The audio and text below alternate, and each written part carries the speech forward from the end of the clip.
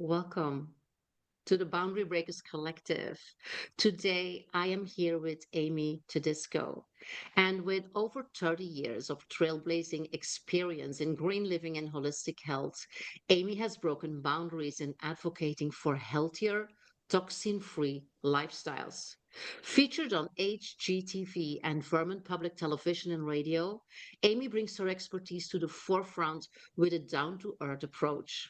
As the technical editor of Green Living for Dummies in 2008 and the founding executive director of a nonprofit launched by Seventh Generation, she has been a catalyst for meaningful change. Amy's practical, actionable guidance has empowered countless individuals to embrace eco friendly, holistic living, transforming their health, homes, and communities. Amy, it's a pleasure to have you here. I'm super stoked to have this conversation with you and to learn about how you break boundaries and live a life by design. Welcome. How are you doing? Oh, thank you so much. I'm doing great. I'm so happy to be here. Yeah, likewise. I'm so happy to have you here. We had conversations in the past, and I was so always, you have so many things that we can learn from because Oh, your lifestyle, because all the experience that you have combined into all these golden nuggets of wisdom. So, my first question always in this series is what makes you or what defines you as a boundary breaker? that's a great question. So I would say that my early childhood actually started me off on the right path. My mom was single for most of my teenage life, and she really instilled the whole idea that I could do and be anything I wanted. And to cement that in, she had taken a personal development seminar that was popular in the 1970s called EST, and she sent me to go as a 13-year-old in an Oh, adult wow. training for 2 weekends. And that, I would say, really started things off for me, where I realized that I am in control of my own life, that I can make choices that either serve me or don't, and that I never really felt like I was a victim of circumstances. I always felt, okay, what do I want to do? What do I want to achieve? And then I would go for it. I must say, I'm just thinking of how many of us would send their 13 years old to Probably not weekends. too many. I know times are different now, and we might even think that's very dangerous, Right, having right. all the things happening. But then again, it's another proof of how education and how upbringing can be Huge. it's so determining factor of how you continue your life and of the Yes, mindset you get and of the belief systems that you develop. absolutely. Yeah, and Mm. I think I was fortunate. I grew up in New York City, which is the complete opposite of where I live now. I live on this beautiful organic farm in Vermont by choice, Mm. but I got some excellent schooling too. So in addition to my mom and her attitudes about life and women, I went to an all-girls school until 12th grade. And so it was a private school that was very focused on supporting young girls becoming women and essentially showing us that there are no roadblocks that we can't overcome. And that I think really strengthened the message that I got from my mom. Yeah, yeah, I can only imagine. And there again, this is something exceptional, isn't it? Yeah, I was lucky. Yeah, although I know a lot of women with children being very open in their education Yes, mindset, offering them as many opportunities as possible, absolutely. still there are so many things that we can optimize. And I guess there's also a lot of things that we have from our own upbringing and also from the fears that a lot of us develop from whatever is happening around us that Sure. might limit Just to, ourselves and then also limit our children, especially our yes. daughters, So in just to how balance free they out can my, be and behave. yes, sorry, I didn't mean to Mm, interrupt you. it's okay.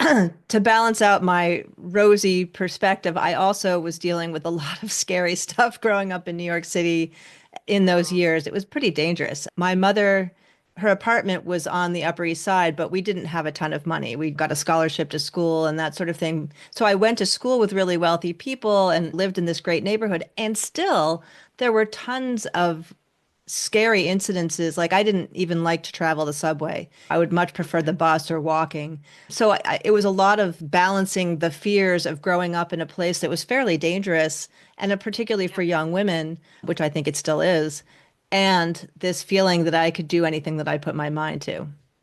Mm, yeah, I can only imagine. So basically, there you are. You had this education, you had these 2 weekends that kind of impacted your mindset and your view on Yes. the world. But then, how did you end up on a farm on Vermont? That's a great question. When I was a kid, I got to come up here to go skiing with my dad and his wife. They always rented a house in the winter with a bunch of friends to go skiing. And so I was just so amazed by how beautiful it was. And once I was a mom and I was married to somebody else, I was living in Massachusetts. I feel like that was my interim years. And I really wanted to move to either Vermont or California. And then I ruled California out because I felt like there were too many natural disasters and it was very polluted, expensive, crowded, etc. So I was able to convince my former husband to move up here, and it was like I was on vacation every day, even because I was working from home. I've basically been an entrepreneur pretty much out of college, taking different part-time jobs when I needed to. But I had this vision, even as a young kid, of loving nature, loving animals, wanting to be connected more deeply with nature, because I feel like I'm one of those kind of people that my environment really impacts me. So if I'm in a crazy, dirty, loud kind of place, that's going to make me feel constricted. And so I really got to experience how different it was to live in a place that was beautiful and safe. And I can see a moose on my front lawn or a bear on my porch, which is not ideal. But these kind of experiences allow me to feel like I'm more connected to the natural world. And that really helps inspire my work because a lot of what I'm doing is certainly teaching people how to live a less toxic, more eco-friendly, and holistic life, ideally to stay away from doctors and pharmaceuticals as much as possible. And the connection to nature, feeling like that we are all connected to this living world as well as each other, and that it's our responsibility to take care of this amazing gift that we've been given to live here. And so it's so much easier for me to do that when I'm living in a beautiful place that's filled with nature and farms and a lot more of a healthy living ethic. Yeah, absolutely. And that really resonates with me. And I know it will also resonate with a lot of women. And then, of course, yeah, probably it was easy for you to do. But for me, I don't see how to do that. And Yeah. that also resonates with me. I'm living a little bit like you in the middle of Yes. nowhere. I'm living on the top of a mountain, and I choose to live like that only 5 years ago, although I already Amazing. have the place for 15 years. So there again, it was not like a hard decision because I already knew where I was going to. But before that, I just had the traditional linear career study hard, Mm. work hard, paying for that. It costed me my marriage and staying in like a rhythm and a pattern that was like very normal in when we look at how you organize your life nowadays. It's studying, working, having a family, working even Right. harder than if you're lucky not having a burnout or a depression or any other sign of your body like this is enough, really, you are exaggerating. It took me a long time. Yeah. It basically it was until I came here and understood how nature and silence, like you say, are a lever for transformation, are a lever Yes. for recharging your batteries. That I said, whoa, it can be very different. Yes. And a lot of us know that or are Right. aware of that, but we don't do it because Right. we have the children, or our Right. husband has a good job there, or we have a very good job Oh, in yeah. corporates, or parents are there and they, Yes. they are needy and we will have to take care of them. And so Yeah. basically, there's so many other elements that keep us from doing that. What is your advice to shift that, to make that possibility more a reality, That's to such, bring that closer? yeah, that's such a great point because I did some of the traditional stuff, went to college, got married, had a child. I never really worked in a traditional industry per se. I temped for a bunch of times, but even right out of college, I started becoming a photographer because I was so inspired Mm, by a class that I was taking and had been hired by my professor actually to be his assistant. So I have a kind of a unusual and unique way of looking at career stuff. But I think the main thing that I kept thinking about, especially once I had a daughter, was I wanted to be the role model for her to say, hey, you can do this your way. That yes, mhm, there may be these pressures and societal influences, but I didn't feel like I had to necessarily follow it exactly the way that everybody else was. And that certainly took risks. That certainly took being willing to live on less. It became such a powerful force in me that it felt like I didn't really have a choice. Of course I did, but I felt like I was going for these things that were so important to me. Like the work that I do is a passion. It's something that I'm doing because I feel like I'm fulfilling maybe an agreement that I made as a soul before I came into this body. And so it didn't feel like I was willing to just disregard that and follow the normal stuff. I've always done things differently, and I think my mom helped with that a little bit, but I think it's my personality. Like my sister and I are totally opposite. My sister's much more mainstream, follows things the way that you're supposed to do it, and I was never like that. And Mm. it created some challenges, but it also made me feel so much better about myself. Yeah. I would say I understand when you say it's personality. I also believe it's consciousness. Like, Yes, how yes, aware are you of what is your sole purpose absolutely. and what are you here to do in the world and how Yes, you are going to manifest that? And yes, for some of us, it takes more time. For some of us, it takes like more little pushes. You can go now, you can do now.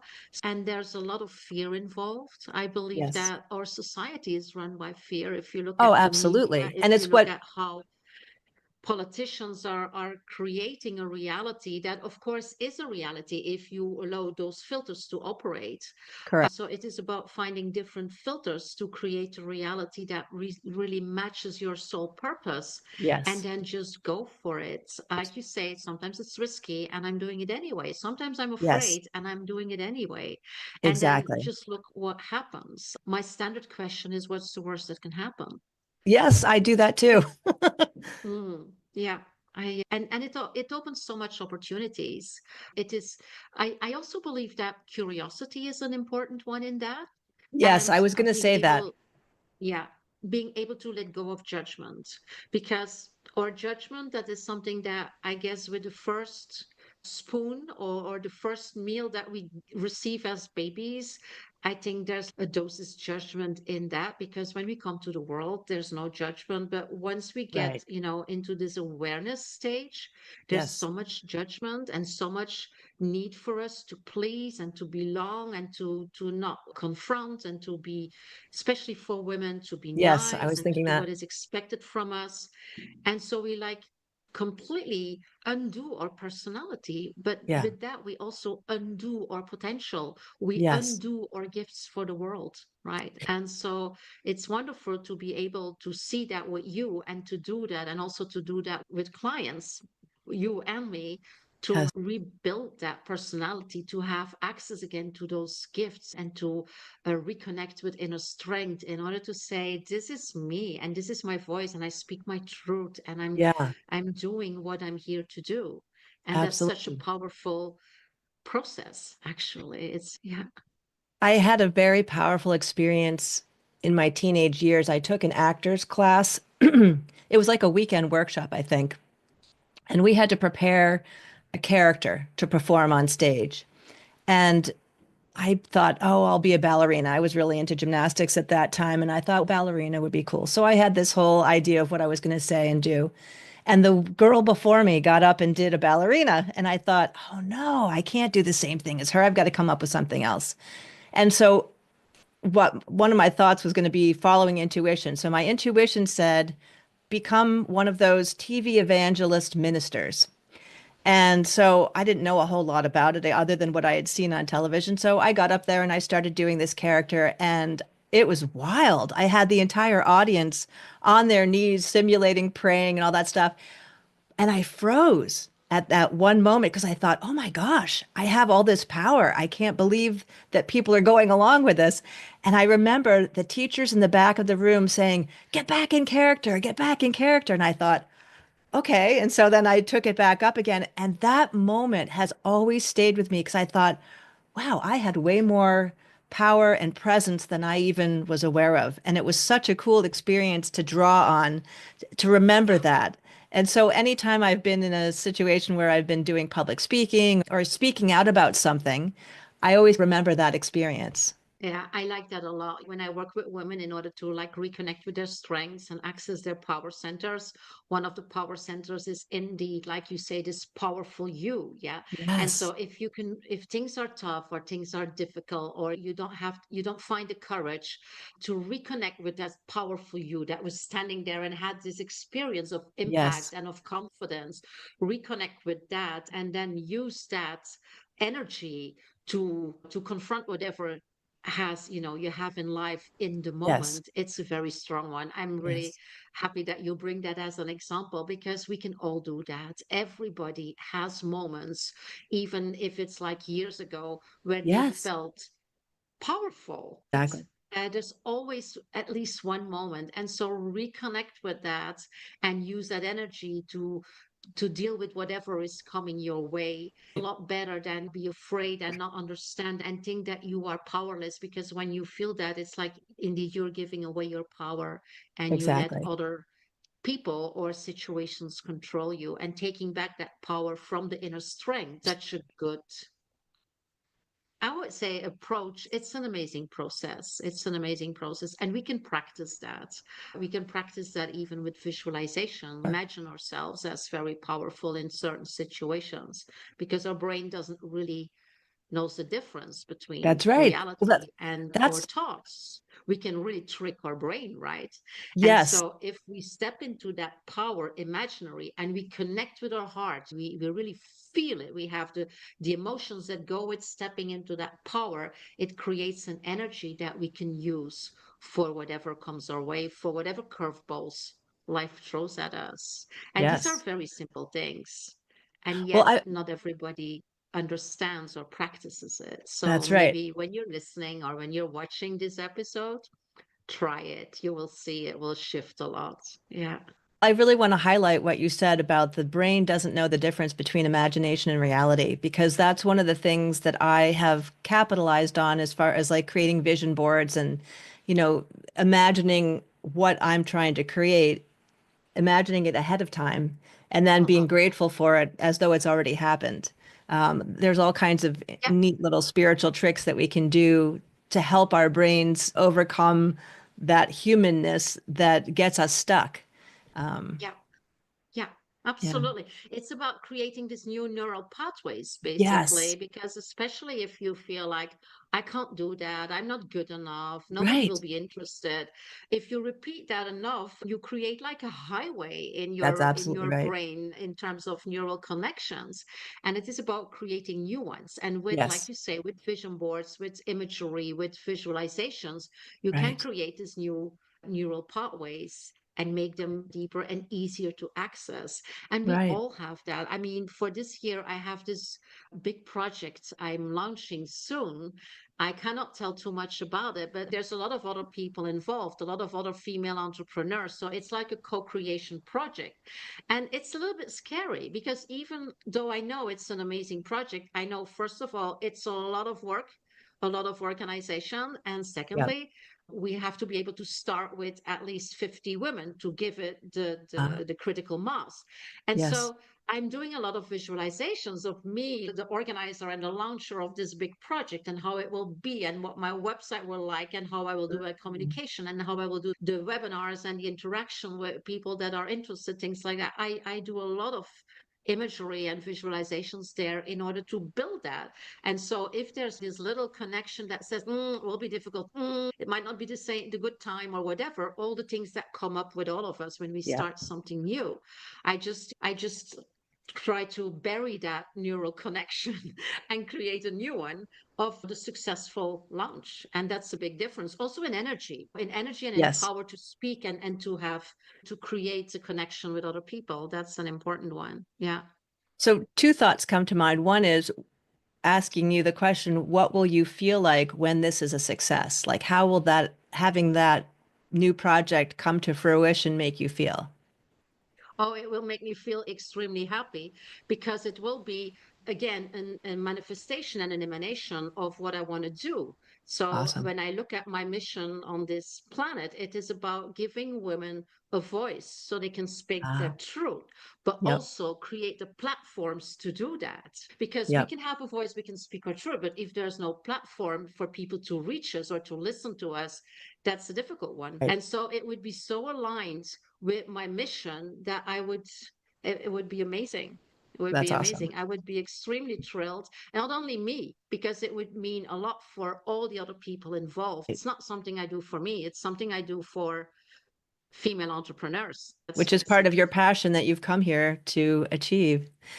So, exactly. Yeah. one thing that I also thought about is, there are times where, because of the programming we've received basically from the time that we're probably even in utero, but they say Dr. Bruce Lipton talks about from 0 to 7 is when we are programmed by the people around us, whether it's our parents, our friends, teachers, students, etc. And so part of the challenge I have experienced is letting go of beliefs that don't serve me. So, perfect example, I just went on my honeymoon and I don't love flying. I absolutely actually Mm-mm. hate flying. And Okay. so I was feeling all this anxiety about even just imagining myself getting on the plane. I could feel it in my body and I was like, "Oh man, I've really got to do something to change this, to let those beliefs go." So I was listening to a hypnosis that was helping me with fear of flying. That was somewhat helpful. And then I was doing the EFT tapping, which was good. And I got some homeopathic remedies that were good for calming and de-stressing. And one of the best things I did was I went to my acupuncturist and I got him to do a session for me, and I could just feel my nervous system got recalibrated. And so it was a whole bunch of different things. So I put in these little acupuncture seeds in my ear in certain spots. I wore a herbal patch that was good. But you know what? The craziest thing is, I think the main thing that got me through that first flight, it sounds bizarre, but my former mother-in-law, who was Italian, used to sing Que Sera all the time, whatever will be.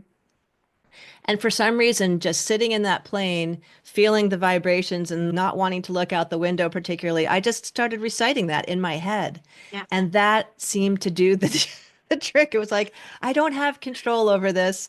I have to Yeah. trust that the pilot's going to do a good job. And that I even asked all my nature spirits and former loved ones that were in spirit to help protect the plane. And then I just had to let go. I was like, okay, if I'm supposed to die in this airplane, then I'm going to die, whether I am stressed out about it or not. And I didn't think that I would. It was just like that letting go piece. Beautiful. Yeah. Letting go is a very strong one, isn't it? It is about trusting the universe, right? Exactly. I That think and that that's part of the whole work with the building businesses like we are, because I can hear it from what you've shared and things that we talked about before we even had this podcast. But just the idea of trusting your intuition and following the curiosity, you mentioned curiosity, and I think that's huge, and taking it step by step. We don't have to achieve everything in a day. And I'm so classic for thinking that I can get a lot more done in a day than I can. I'll have these great to-do lists, and then I'm like, wow, it took me so much longer to get this done than I thought it would. Okay, fine. yeah, So I think that's part of the whole imagination process and taking the next step. And it's the same thing I do in my green living work. I tell people you don't have to change everything overnight, which is my personality, but more people are comfortable taking smaller steps and smaller steps that then build up into a bigger sort of yeah. momentum. And that's a much better way to build new skills and change. Yeah, absolutely. That integration is at your own pace. And the Yes. thing is that we have been raised, and especially in corporate life, in entrepreneurial, everything is linear. It Oh has to go gosh, like that. yes. And Yeah. there's like this time space linearity that in reality doesn't exist. Right. Sometimes you make really small steps, and then sometimes you make this big leaps in Exactly. your dreams or your aspirations. And it is about trusting that what will come and not Yes. losing the inspiration and the intention. But the And then funny the thing, whole divine yeah, timing I mean, plays a big role, I found too. exactly, Yeah. absolutely. So I think it's very important to understand that we don't have to do these things linearly. Okay. Sometimes it takes some time before things really manifest, Right. before we really see some results. It's about trusting your instinct, trusting that wisdom, and knowing that. As I already said, the universe will organize itself around what you need And to introduce you to the manifest. right people and give you opportunities that help Yeah, move you forward in your path. So I exactly. think that And that's just reinforcing the whole idea that we're not doing this alone, like you're saying, that we have this mm, support, whether we're aware of it or not, of these other kind of energies that are helping us move forward in our lives. yeah, absolutely. Now, when we are talking like this, maybe people watching this or listening might think that everything went very easily and we never had any struggles or pushbacks, but I can tell you that is not the case. What was No. it for you, Amy? Where did you struggle and how did you overcome certain roadblocks in that process? Great question. So, when I first started doing my green living work, I actually just started writing letters to the editor of a local newspaper and got a conversation going. And I had no idea Mhm. where it was going to lead. And at that time, I was a massage therapist. And I guess I just followed the curiosity and the next step and the next step. However, I also faced opposition. And what I Mhm. realized was is that there's this whole mindset. It's the better living through chemicals mindset that was became very popular, I think, probably in the 1950s, that I would hear people saying, "Oh, that's ridiculous what you're saying," or "You can't heal yourself with holistic stuff. You got to go to the doctor, trust the experts, take pharmaceuticals." I don't take any pharmaceuticals, knock on wood. I hopefully won't have to. So there were definitely pushbacks, and I didn't know where this was going to go. And so I kept taking the next step. I was like, oh, okay, I'm going to create an event. So I did a whole big community event for Earth Day. And I had green workshops and green vendors and live music and organic food. And it was really cool. And it kicked off some other nonprofit groups that were focused on different aspects of green living, like pesticides or this coal-fired power plant that was in the town next door to me in Massachusetts. And then it just kept growing. And eventually I decided, I think I should become a consultant and do this type of work and help people make the changes that I've made in my home. And so I started writing a newsletter, and somehow I managed to get about 3,000 people that I was emailing to each, I think it was Wow. monthly at the time. And then Mhm. an amazing opportunity came to me. I had gotten some good media, even just in Vermont, and I got invited to be the technical editor of the Green Living for Dummies book, like you mentioned in the introduction. I was never going to have guessed that. And then Yeah. that led to getting invited to be the executive director of a new nonprofit that Seventh Generation started. And then from there, I got a call from one of Oprah's producers that she was going to actually come and interview me in my Vermont home about my green My living God. lifestyle, which was so cool, but it didn't happen. So there was a Okay. challenge. She went Well, with somebody that was a nonprofit at the time. I was like, you know what? I was actually relieved because I did not have anything set up to take advantage of that kind of notoriety. So it was yeah. just, and the challenges were there all along. Like the job at Seventh Generation had its pros, but it was also very frustrating. And so I only stayed there for a year. And then I started a nonprofit of my own, and I went for this big $60,000 grant, and I almost got it, but they picked somebody else at the last minute after I went down to New York City to do this whole audition. So it was just, I kept sticking with, okay, what am I passionate about? What am I trying to achieve here? What's the next logical step? And then that's Mhm. how I just kept going. And I've gone through this little bit of a circuitous path. I got some coaching certifications, decided that I took a little bit of a break from the green living for a while and coached primarily women on health or life coaching, whether it was a business that they wanted to start or a relationship issue or whatever. And so I took that as a little bit of a hiatus from the green living, but then I felt like I wasn't really following exactly what I was supposed to do. And just Mhm. meeting my husband, Dave, 15 years ago, he's an organic farmer. I then ended up getting to live my dream of living on this organic farm in Vermont and then doing all these things to help the farm grow. And so it just, I just kept following whatever was next. And Yeah. so here I am today doing podcasts and have these online courses teaching people all of the stuff that I've learned along the way. Yeah. It's amazing. And the way that you tell it, I feel like how you just trusted and you just went for Yes. it. And even if it was difficult or if there was a struggle or a setback, you just continued Yes. this. And that's so beautiful. because Thank you. it means that you are not pushed back by when it doesn't work out for you, or when it's not like your Exactly. expectation, or where it's not like it's supposed to be. It's about, and that's a very strong mindset. It's also a growth mindset to understand that you can be resilient, and Yes. also that you can, and this is one of my favorite topics, you can also be strategically agile, which is like the Mm, next level of resilience, where I you like say, that. okay, I have my purpose. I know who I want to be. I know what I want to contribute in this world. And Yes. whatever happens, I'm prepared for that. I'm also prepared for the setbacks, and I know Yes. how to work around that. And I know how to, Exactly. like you say, build my community of support. And if a great opportunity is almost happening and then it doesn't, like the Grand or Oprah, Yeah. that's okay. There's Yeah. no resentment, there's Right, no exactly. I regret, feel like there's something just better will come. And breakdown. that's one of the things whenever I actually used to teach vision board classes for people because I had utilized them so much in my life. And one of the most important things that I think people should put on their vision board based on my experiences is this or something better. Because we don't know how good something could be. We may have a limited perspective of what we think we're capable of. I feel like maybe I'll be on Joe Rogan's show or something, which might be even more powerful than having been on Oprah back then, or who knows? I'm not really Yeah, sure what's coming next, but I'm open to it. And if one thing, like you said, if one thing doesn't work out, then there's something else around the corner that's probably better. I love that. This or something better. Yeah. That's really, it's very, it's how many words is it? Three words. Three, Four words. four words. Sorry, Yeah. my counting.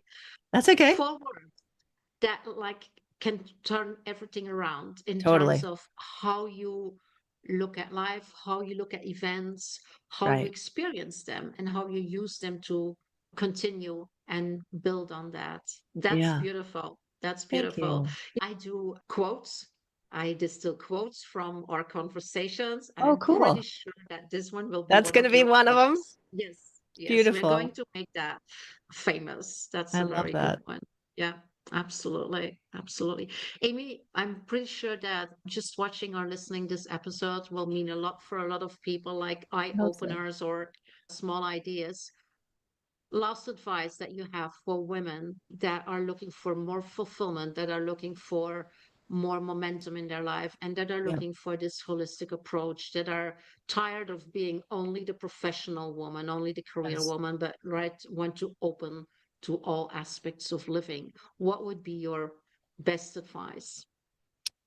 So I think women in general tend to be nurturers, and we are, and I know for myself, it's easier for me to take care of other people and their needs versus my own. And I think that there has to be a time when, especially when children are older, if you're a mom, that you have to say, okay, what do I need to feel like I've fulfilled my mission in this life or purpose, or what is something that has been calling to each person that maybe they haven't been willing to try yet, that they can take one step in that direction and find a supportive community or a coach or something that gives you support so that you don't feel like you have to do it all by yourself. I think that's really important that we as women, we have communities, there's online groups, there's maybe even just if you wanted to start a business, for example, maybe joining a local chamber of commerce. I don't know if those are as effective as they used to be. But basically, my point is looking for support to help move forward. And I think I've paid attention to people that have worked in hospice that talk to people as they're departing this life and some of the things that they talk about. And nobody has said, geez, I wish I had worked more. But there's a Mhm. lot of regrets that sometimes people have. Oh, I wish I had traveled more, or I wish I had done this or that. And so I look at my life with that in mind. Like when I get With to the that end in point, will mind. I feel as though I've done everything that I wanted to do in this lifetime? So Mm. that might be a starting point. That's a very good question. Absolutely. Thank you so much, Amy, Oh, my for pleasure. conversation, for your contribution to the Boundary Breakers Collective, for your contribution to the world, because the work that you do is very important. And maybe we can also mention you have a freebie for the people that are Oh, here in the yes. audience. Yes, I do. So We will set the URL for these freebies in the comments so you everybody who's listening or watching live or the replays have access to it. So what is it, Awesome. Amy? So it's a 7-day green living challenge. And so each day in your inbox, you would get one tip with a little bit of background information. Sometimes there's a video, but it's one area that is focused on in each email. And it's a gives you an action item. So for example, making your own do-it-yourself cleaning product or your own laundry soap or creating one organic meal. So this is the kind of stuff. And then there's a option to be a part of this community that I started on Slack that's part of the challenge that's free also. And so you can connect with other people and share challenges and successes and ask questions. And so that's a really easy thing to sign up for because it's a small step each day for 7 days. That's wonderful. I'll make sure that everything is in the show notes. I probably will participate as well because I Oh, love that'd be these kind great. of things. I do them myself. Even if we think that we don't have time, we do. And it Exactly. is, in terms of mindfulness, it's wonderful to do That's in all there these too. things. Yeah, because you feel a very different, you feel very different about the result Yes. because the process towards the result is something that you have chosen very consciously in order to be sustainable, in order to be organic, and it adds to your satisfaction. That's how I feel about it. It It's does. And can I add one more point to oops. that? So one of the things that drives me is the idea that the healthier that we are, the easier it is for us to pursue the life of our dreams. If we're struggling with all kinds of health problems, that's going to take us back and away from what we're trying to accomplish. So for me, that's one of the driving forces behind this kind of information sharing is to help people live so that they can thrive and not feel like they're challenged by everyday or even not everyday diseases, but things that are caused by our exposure to these toxins in our food or household products or what have you. So, Yeah, absolutely. Thank you so much, Amy, for all your wisdom and for this very generous challenge. Looking forward to that. my And for pleasure. everybody that listened to this episode, let us know. Let us know how you feel. Let us give us your feedback. Let us know what has inspired you and how you will implement that in your life. And if you have questions, if you want to go deeper, just connect with us, contact with us. All the information again is in the show notes. And hope to see you again in another episode of the Boundary Breakers. Thank you so much for being here. Take care.